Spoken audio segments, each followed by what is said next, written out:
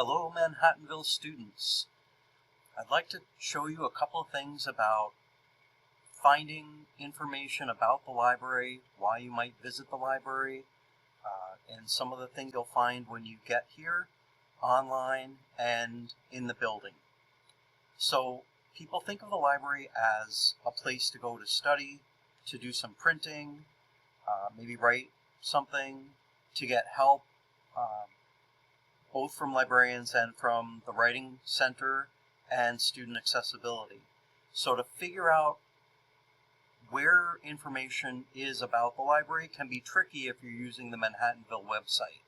So that's why I'm going to show you a shortcut, which is just using this Mville Library in Google to find information about the library. So if you Google Mville Library Hours, you're going to be taken to this, which shows you the hours calendar today and the rest of the month. You can also scroll forward to next month.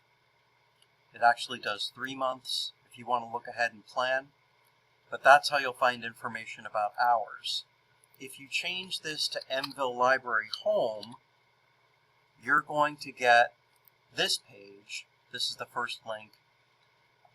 And this is the library website, which is a portal to a lot of information. And I'm not going to show you all of that right now, but the most important thing people ask us is, do you have a certain book? And that's what this search box in the middle of we call it Quick Search Plus. It actually links you to books and articles. And there are a lot of online books in our catalog. And if you get an ebook in your search result, you can use the same login that you use for Brightspace or email to read that entire thing from home. On campus, it's not going to ask you for that login, but if you're off campus, it will. That goes for books and articles. Articles you can find in Quick Search, and you can also find by accessing the database. One thing I wanted to mention is that the library usually does not have textbooks. So if you're looking for a textbook for your class, just navigate to textbooks.mville.edu and it'll give you some basic information.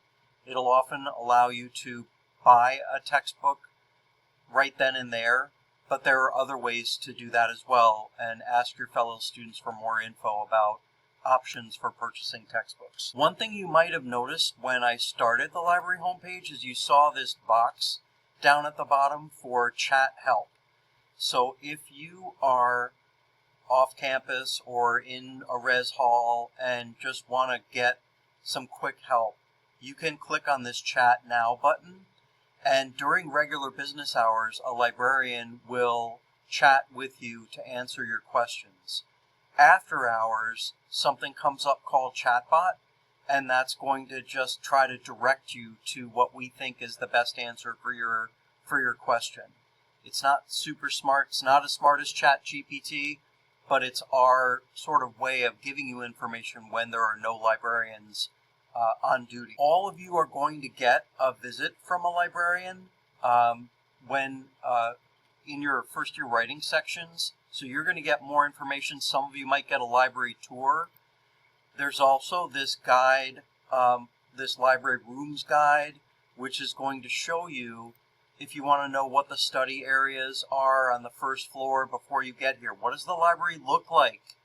Part of what students tell us when they've never been here before is they're just a little nervous. So we want to give you information to help you orient yourself, plan your visit.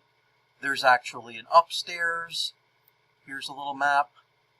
Here there's stacks. Here's what a study carrel at the end of the book stacks look like. We have something like a few dozen of these with a little window and a desk and a light and a plug. So if you want to go somewhere with your laptop and just use that privately, that's a great option. There's more than I can tell you, but I wanted to give you an overview and an orientation. My name is Jeff. All the librarians, all the people at the desk are here to help you. So come visit us and make use of our facilities, collections, and services. We would love to see you.